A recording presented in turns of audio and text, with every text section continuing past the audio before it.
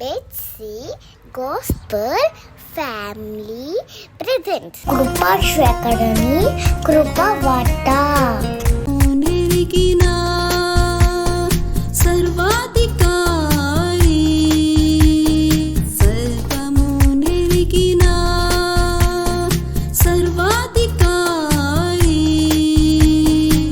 సకలము నీకు విదితము యేసు స్వామి, సకలము నీకు విదితము యేసు స్వామి. కరుణ చూపే కృపాశేఖర నీ కృపయే నాకు ఆధారమాయే. కరుణ చూపే కృపాశేఖర నీ కృపయే నాకు ఆధారమాయే. నీవే నా దుర్గము, నీవే నా శైలము, నీవే నా శృంగము, నీవే నా ధైర్యము. నీవే నా దుర్గము, నీవే నా శైలము, నీవే నా శృంగము, నీవే నా ధైర్యము.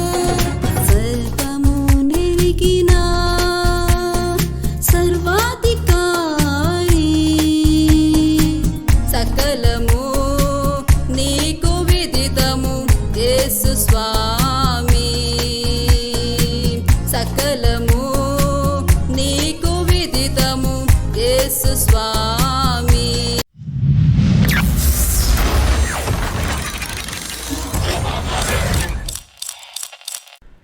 లోకరక్షకుడైన మహాగణుడైన యేసుక్రీస్తు వారి యొక్క అత్యున్నత శ్రేష్ఠ గణ పరిశుద్ధ నామములో కృపాశేఖరుని కృపావార్త వీక్షకులైన మీ అందరికీ కూడా హృదయపూర్వక వందనాలు తెలియజేస్తూ ఉన్నాం.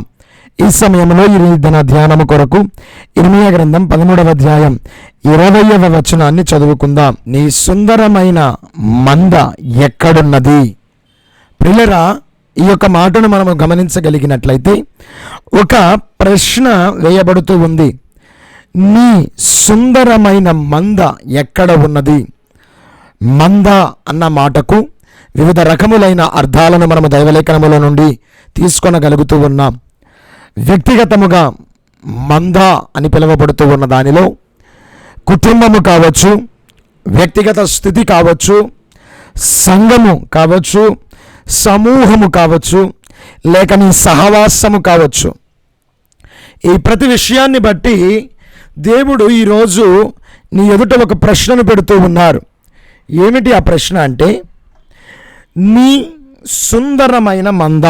ఆ మంద వ్యర్థమైనది కాదు, ఆ మంద ఏదో పనికిరానిదైతే కాదు, ఆ మంద సౌందర్యవంతముగా అలంకరింపబడిన మంద, దేవుని దృష్టిలో సౌందర్యముగా కనబడినది, దేవుడు కోరుకునినది, దేవుడు ఆశపడినది, దేవుడు సౌందర్యమైనది అని ముద్ర వేసినది ఆ యొక్క మంద.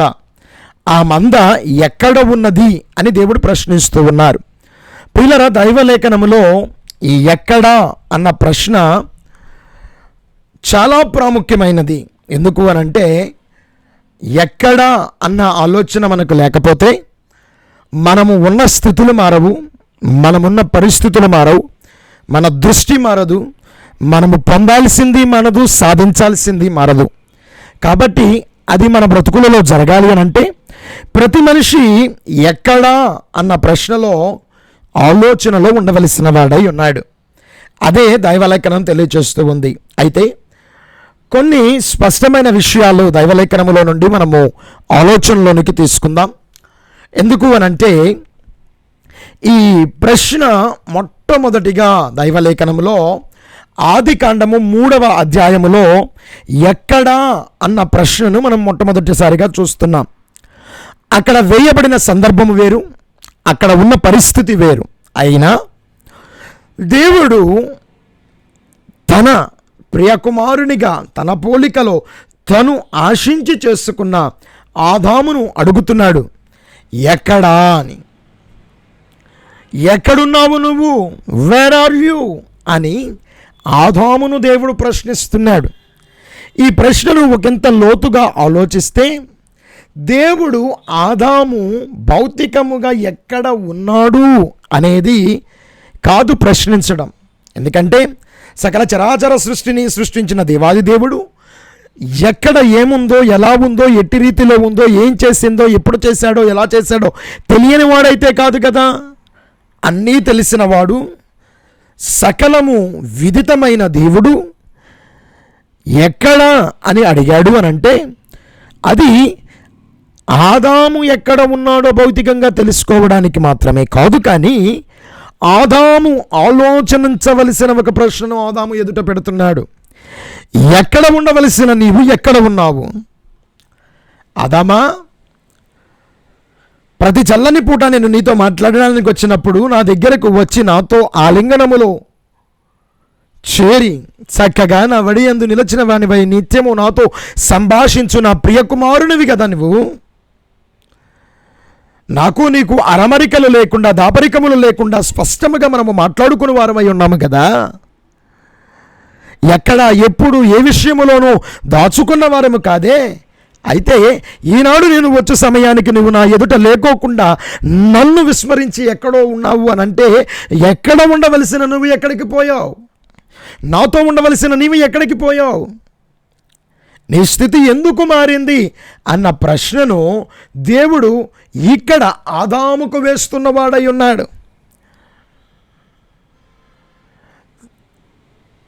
దేవుడు అరణ్యములో సంచరించుచున్న శబ్దము వారికి తెలిసి ఉంది కదా, వారు విన్నారు కదా.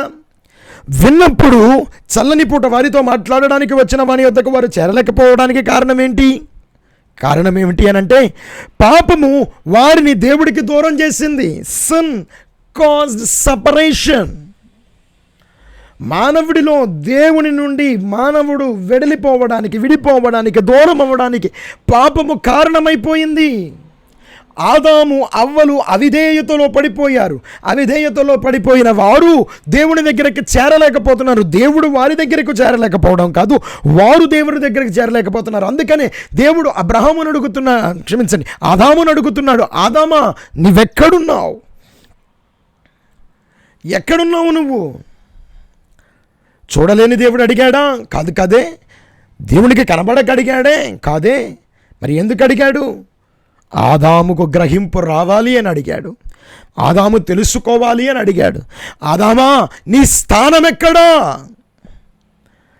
నా వడిలో నాతో పాటు చక్కగా ఆనందించవలసిన నీవు నా దగ్గరకు రావడానికే భయపడుతున్నావా అని అంటే నీ పరిస్థితి ఏమిటి? నువ్వు ఎక్కడికి పోయావు? ఏమైపోయావు? ఆలోచించమని దేవుడు ఆదాముతో మాట్లాడుతున్న మాట ఇది. ఆదామును తెలుసుకొనమని దేవుడు మాట్లాడుతున్న మాట అది. వచ్చి ఆదాము వస్తాడులే, ఆదాము తెలుసుకుంటాడులే అని దేవుడేమీ నిరీక్షించట్లా. తను వచ్చానన్న విషయాన్ని ఆదాముకు తెలపాలని తను ఆశపడుతున్నాను. తను చేశాడు తప్పు, పాపములో పడిపోయాడు, మాట మీరాడు, వద్దన్న పని చేశాడు, అతిక్రమించాడు, అతిక్రమ పాపములో దొరికిపోయాడు. అయినా పాపాన్ని లక్ష్య పెట్టుకోకుండా దేవుడు తనను పిలుస్తూ ఉన్నాడు. ఆదామా, నీ స్థానం ఎక్కడా? పాపము చేశాడని ఏమిటో తోసివేసిన దేవుడు కాదు కదా ఆయన. పాపము చేశాడు, ఇక వీనితో నాకు పని లేదనుకుని వదిలేసిన దేవుడు కాదు కదా ఆయన. విడిచిపెట్టకుండా, వదలపెట్టుకోకుండా తనను వెతుక్కుంటూ వచ్చాడు. అందుకే కదా లూకా సువార్త 19:10 అంటూ ఉన్నాడు, నశించిన దానిని వెతికి రక్షించుటకే మనుష్య కుమారుడు లోకమునకు వచ్చెను. ఆయన ఎందుకు వచ్చాడు? నశించిపోయిన దానిని, నాశనములో ఉందని తెలుసుకున్న దానిని. ఈరోజు నువ్వు తెలుసుకుంటున్నావా? ఈ ప్రశ్న నీకు వేయబడుతూ ఉన్నప్పుడు దేవునితో నీ సాంగత్యం ఎలా ఉంది? The relationship between you and your God, నీవు నీ దేవుని మధ్యలో ఉన్న నీ బాంధవ్యం, సాన్నిహిత్యం, సంబంధం ఎలా ఉందో నువ్వు ఒకసారి ఆలోచించగలుగుతున్నావా? ఆదాం పడిపోయాడండి అని అంటం తెలుసు మన బ్రతుకులకు. మనము దేవునితో ఎలా ఉన్నామో, దగ్గరగా ఉన్నామా, దూరంగా ఉన్నామా, దాక్కుంటున్నామా, వ్యవహారిక స్థితులలో దాక్కున్న వారమై ఉన్నామా, మతపరమైన విషయాలలో మాత్రమే కనిపించే వారమై ఉన్నామా, దేవునికి దూరమైపోయామా, బిరుదులతో, సత్కారాలతో, సన్మానాలతో, మనకు గొప్పగా ఎంచుకున్న వాటితో దేవునికి తెలియకోకుండా మనము దూరమైపోయి బ్రతుకుతున్నామా, దేవునికి వ్యతిరేకులమైపోయి బ్రతుకుతున్నామా, దేవునికి ఎడమైపోయామా అని ఆలోచించుకోవాలిగా ఒకసారి మనం. దేవునికి సన్నిహితుడిగా ఉన్నావా, లోక మర్యాదలకు సాన్నిహిత్యంలోనికి వెళ్ళిపోయావా? దేవునికి ఇష్టడిగా ఉన్నావా, లోక మర్యాదలలో, లోక పారంపర్యతలలో, లోక ఘనతలలో నువ్వు ఒకవేళ చిక్కబడిపోయి ఉన్నావా? ఒక్కసారన్నా ఆలోచించుకుంటున్నావా నువ్వు ఎప్పుడన్నా? కేవలము మాటకు పడిపోయిన ఆదాము దేవునికి దూరమైపోయానని గ్రహించి అయ్యో అని ఏడుస్తూ రోధిస్తూ ఉంటే, నువ్వు పడిపోయిన విషయాన్ని, నీ స్థానము కోల్పోయిన విషయాన్ని, దేవునికి దూరమైపోయిన విషయాన్ని, నువ్వు పోగొట్టుకున్న ఆధిక్యతను గ్రహించలేక ఇంకా ఇంకా ఇంకా దేవునికి దూరమైపోతూ ఉన్నావేమో కదా. ఆలోచించాలి కదా, దేవుని మాటను గ్రహించాలి కదా. మాట మీరిపోయిన దానివై దేవుడికి దూరమైపోయి బ్రతుకుతున్నావేమో కదా. ఒక్కసారి ఆలోచించు. సమూయేలు మొదటి గ్రంథములో సౌలుతో మాట్లాడుతూ సమూయేలు చేత దేవుడు అంటూ ఉన్నాడు, ఒకడు బలులు అర్పించుట వలనను దేవుడు సంతోషించువాడు కాదు, కానీ మాట వినుట బట్టి ఆయన సంతోషించువాడై ఉన్నాడు అని. నీ దేవుడు తన మాటకు నువ్వు లోబడిన దాన్ని బట్టి ఆయన సంతోషించేవాడై ఉన్నాడు. కొంతమంది దేవునితో emotional connectivity, mental connectivity, spiritual connectivity పోగొట్టేసుకుని ఏదో ఫిజికల్గా వారి యొక్క ఎగ్జిస్టెన్స్ని మాత్రం చూపిస్తున్నారు. ఇది ఇంకొక భయంకరమైన స్థితి, భయంకరమైన స్థితి. దేవుని దగ్గర నీ ఫిజికల్ ఎగ్జిస్టెన్స్ కాదు దేవుడు కోరుకుంది. You have to be emotionally connected to your God. ఆయనతో ఏకత్వములోనికి చేరిన ఆత్మీయ అనుభవములో నువ్వు ఉండాలని దేవుడు కోరుకుంటున్నాడు.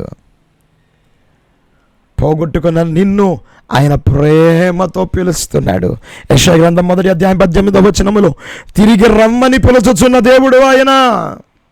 నీ దిగంబర స్థితిని చూచి, నీ దిగంబరత్వమును చూచి, నువ్వు ఎరుగక ముందే, నువ్వు చెప్పక ముందే నీ కొరకు ఒక విడుదలను, ప్రణాళికను సిద్ధము చేసి ఉంచిన దేవుడు ఆయన. కానీ ఆయన అడుగుతున్న మాట ఏంటో తెలుసా? నువ్వు పడిపోయిన స్థితి నీకు తెలుస్తుందా? నువ్వు పోగొట్టుకున్న స్థితి నీకు తెలుస్తుందా? ఎక్కడుండవలసిన వాడివి ఎక్కడికి వెళ్ళిపోయావో నీకు తెలుస్తుందా? ఏం పోగొట్టుకుంటున్నావో నీకు తెలుస్తుందా? దేనిని నువ్వు పోగొట్టుకుని బ్రతుకుతున్నావో నీకు తెలుస్తుందా అని దేవుడు నిన్ను ప్రశ్నిస్తూ ఉంటే, ఆ ప్రశ్నకు లోబడి దేవునికి నువ్వు మరలా తిరిగి తిరిగి తిరిగి ఆయన దగ్గరకు రావాలని నా దేవుడు ఆశపడుతూ ఉన్నాడు. ఆయన నీ సిగ్గును కప్పడానికి బలియాగమును అర్పించి, మహిమ వస్త్రము పోగొట్టుకున్న నీకు చర్మపు చొక్కాలను చేసి తొడిగించిన వాడై ఉన్నాడు. తను బలై నీ మానమును కాపాడుటకు మానవనుడైన నా దేవుడు మానహీనుడిగా మారాడు. వస్త్రహీనుడిగా మారి అందరి ఎదుట శిలువ మరణము పొందినంతగా సిద్ధపడి, దండింపబడి, వస్త్రములు ఒడబేరకబడిన వాడై, వస్త్రములు తొలగింపబడిన వాడై, అయ్యో మానధనుడైన నా దేవుడు మానహీనుడిగా మారాడే. నీ సిగ్గు కప్పడానికి, నీ స్థానమును తిరిగి దక్కింపచేయడానికి దేవుడు ఇటు స్థితిలోనికి వచ్చాడు. ఆ దేవుడు ఈరోజు ప్రశ్నిస్తున్న ప్రశ్న, నిన్ను ఎక్కడున్నావు నువ్వు? నీ స్థానం ఎక్కడ? మర్చిపోయావా నీ స్థానము? లోకముతో మిశ్రితమైన జనముతో కలిసిపోయి మిశ్రితమైన వారిగా మారిపోయి, నీ దేవుడు నీకు ఇచ్చిన ఆధిక్యతను, నీ దేవుడు నీకు ఇచ్చిన స్థానమును, నీ దేవుడు నీకు ఇచ్చిన హోదాను మరిచిపోయి బ్రతుకుతున్నావా? ఒక్కసారి ఆలోచించు. పంది మరలా బురద వైపు తిరిగినట్లుగా నిన్ను పిలిచి స్థిరపరిచి స్థాపించి గణపరిచి హెచ్చించి నిలవబెట్టిన దేవుడి సన్నిధిని విడిచిపెట్టేసి మరలా లోకము వైపు తిరుగుతున్నావేమో, లోకపు ఆశల వైపు తిరుగుతున్నావేమో, లోకములో స్థానాల కోసం పరిగెత్తుతున్నావేమో, లోకపు హోదాల కోసం పరిగెత్తుతున్నావేమో, లోకపు పరపతుల కోసం పరిగెత్తుతున్నావేమో. ఒకసారి ఆలోచించు. నిశ్చయముగా నిశ్చయముగా నిశ్చయముగా నిశ్చయముగా నా దేవుడి సన్నిధి ఎప్పుడు ఎక్కడ ఎన్నడూ ఎవరిని విడిచిపెట్టేది అయితే కాదు. ఆశతో ప్రీతి కలిగిన వాడే నీ వైపు ఎదురు చూస్తున్నాడు, నిరీక్షించి నీ వైపు కనిపెట్టి అడుగుతూ ఉన్నాడు. ఇప్పటికైనా ఎప్పటికైనా నా బిడ్డ నా వైపు చూడడా, చూస్తే మరలా నా బిడ్డను నేను కోరిన స్థానంలో నిలబెట్టనా అని దేవుడు ఆశతో ఎదురు చూస్తున్నాడు. నువ్వు ఈరోజు సముఖతతో ఉన్నట్లయితే నా దేవుడు అడుగుతున్న ప్రశ్న, ప్రియ నా సహోదరి సహోదరుడా నువ్వు ఎక్కడున్నావు అని దేవుడు అడుగుతున్నాడు. నీ స్థానాన్ని ఒకసారి పరిశీలించుకుని నువ్వు దేవుని వైపు తిరగలిగినట్లయితే నిశ్చయముగా నా దేవుని కృప నేను గణపరచి హెచ్చించునుగాక. కళ్ళు వంచితో ప్రార్థన చేసుకుందాం. తండ్రి, నీకు వందనాలు చెల్లిస్తూ ఉన్నాం. సుందరమైన మంద ఎక్కడ నేను ప్రశ్నిస్తూ ఉన్నావు. అవును, సుందరమైన వారుగా మీరు మమ్మల్ని చేశారు, కానీ తెలియక ఏమేమో దూరం అయిపోయామేమో మమ్మల్ని క్షమించండి. వ్యక్తిగతంగా మేము, వ్యక్తిగతంగా మా కుటుంబాలు, వ్యక్తిగతంగా మా కుటుంబ సభ్యులు, సంఘ సభ్యులు ఏమైపోతున్నారో ఒక్కసారి కనిపెట్టుకుని వారి వైపు నిరీక్షించి బిడ్డలను క్రమంలో పెట్టుకొనగలిగిన కృపను మీరు మాకు అనుగ్రహించమని అడుగుతున్నాము. మా కొరకు బలి అయ్యడానికి కూడా వెనుకదీయని వాడివి నీవు, మమ్మల్ని గణపరచడానికి కూడా వెనుదీయని వాడివి నీవు. నీ కృపచేత మీరు మమ్మల్ని గణపరిచి దీవించి ఆశీర్వదించి బలమైన నీ కృపచేత బిడ్డలను హెచ్చించి దీవించమని అడుగుతూ యేసు ఘననామములో మనల్ని పెట్టి ప్రార్థించి అడుగుతున్నాము తండ్రి, ఆమేన్. ఈరోజు పుట్టినరోజులు, వివాహ వార్షికోత్సవాలు జరుపుకుంటున్న మీ అందరికీ కూడా ప్రభు పేరిట శుభాలు తెలియజేస్తూ ఉన్నాను. నా దేవుని సన్నిధి మీతో కూడా ఈ దినమంతా వచ్చి దీవించి ఆశీర్వదించును గాక. ఆమేన్.